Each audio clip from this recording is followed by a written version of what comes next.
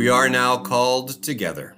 called by bell and bird, called by grass and clouds, called by the beat of our hearts, to join again the living tradition we share, to answer again the call to reason and curiosity. Today, with the bell ringing from Bongyeongsa Temple in the Gangnam district of Seoul, Korea, and the meadowlark singing in the meadows of the Americas, let us remember the fifth of our tradition's sources,